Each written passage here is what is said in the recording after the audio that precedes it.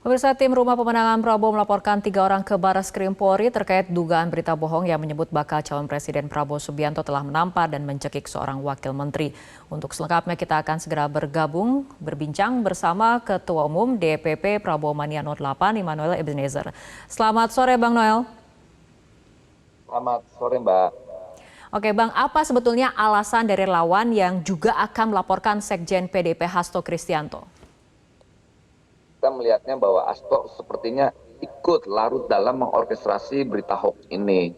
Dan itu terwujud dengan apa yang disampaikan di beberapa media nasional. Kayak tadi disampaikan nggak mungkin ada asap tanpa api, kayak gitulah.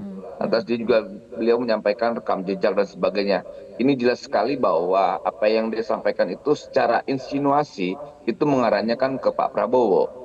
Dan kita sebagai pendukung Pak Prabowo ya sedikit tidak nyaman lah sekelas partai besar, sekjen, partai yang ideologis. Saya yakin sekali apa yang disampaikan Hasto itu tidak selaras dengan keinginan ketua umum partainya sendiri itu, yaitu Bu Mega. Apalagi ini kan partai-partai ideologis nggak mungkin mau menyampaikan hal-hal yang basisnya adalah hoax, kebencian. Dan ini tidak mengedukasi rakyat secara khusus. Jadi kita melihat ini nggak baik, karena apa yang disampaikan Afikur Rahman itu jelas-jelas berita bohong yang tidak bisa dipertanggungjawabkan. Apalagi kan Mas Ganjar kan berkali-kali menyampaikan relawannya jangan menyebarkan berita bohong. Sama Oke. halnya Pak Prabowo juga begitu. Lantas kemudian Mas Anies juga begitu. Nah, saya melihatnya Mas Ganjar atau Mas Hasto cuma lip service doang. Tidak ada tindakan konkret. Beda dengan Pak Prabowo. Pak Prabowo Oke. dengar ada calegnya ikut terlibat dalam korupsi, dalam pencalekan langsung dicopot atau dicoret. Sama halnya Oke. ketika di Semarang kasus kekerasan dilakukan oleh DPC Gerindra Semarang, langsung dicopot.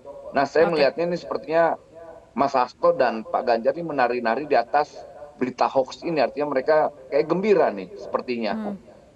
Apa landasan Anda kemudian membuat argumen seperti itu, menari-nari ataupun gembira di atas berita hoax ini, Bang Noel? Karena tidak ada tindakan apapun yang dilakukan oleh Sekjen PDIP, kemudian Mas Ganjar. Seharusnya Mas Ganjar menertibkan para pendukungnya dong.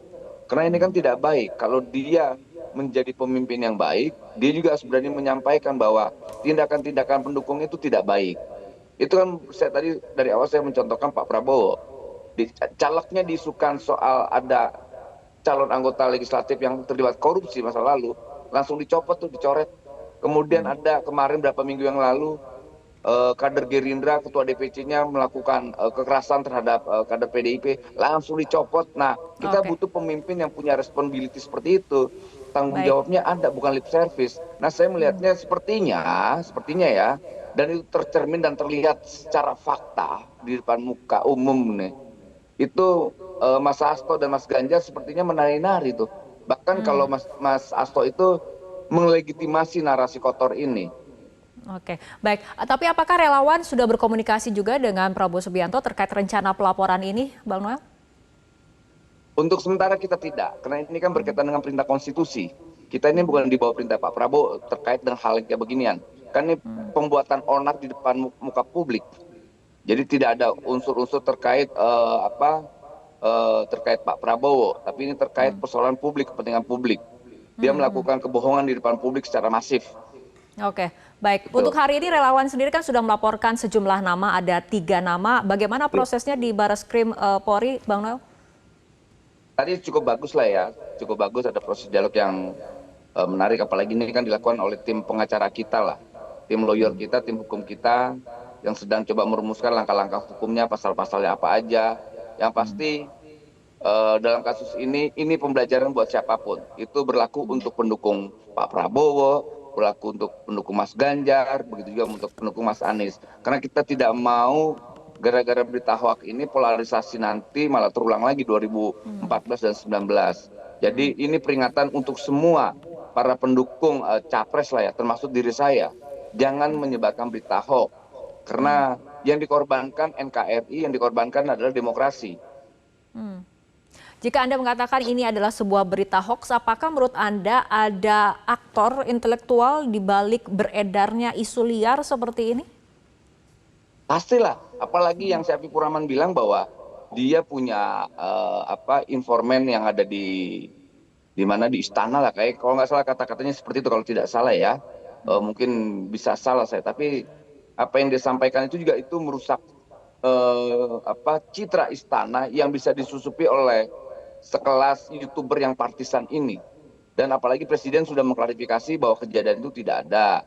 Kemudian Pak Prabowo juga sudah menyampaikan dengan hal yang sama, tidak ada. Bahkan Pak Prabowo kan tertawa, saya ini selalu diserang aja katanya. Lantas Pak Wamennya juga udah saya telepon tuh, tadi pagi saya telepon, kemarin saya telepon lagi, Pak Wamen benar kejadian ini. Beliau tegaskan tidak ada kejadian itu, ditegaskan lagi. Apalagi besok saya ketemu beliau nih, Pak Wamen. Saya mau tegaskan lagi, jadi mau benar-benar saya mau dengar langsung ke beliau, ke Pak Wamennya, benar nggak kejadian itu ada. Kalau kejadian itu ada, menurut saya ini tidak baik.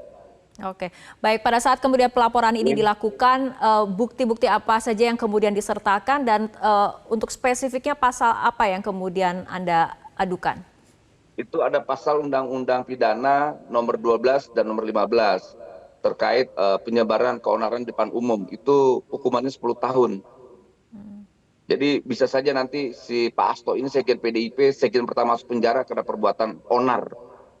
Kalau seandainya benar-benar beliau terbukti.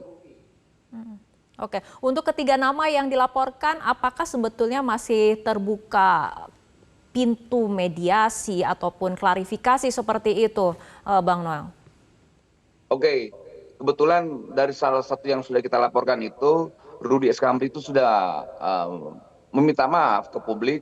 Artinya tuntutan kita ini sudah dia lakukan permintaan maaf ke publik, dan terus kemudian dia take down ininya ya, channelnya dia. Dan dalam kasus ini Rudy Eskamri kemungkinan besar kita akan tarik mencabut laporan kita.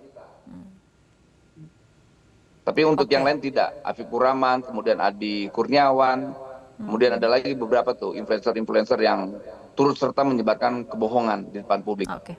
Baik, Bang Immanuel Ebenezer, terima kasih telah berbincang bersama kami sore hari ini di Metro hari ini. Terima kasih, Mbak.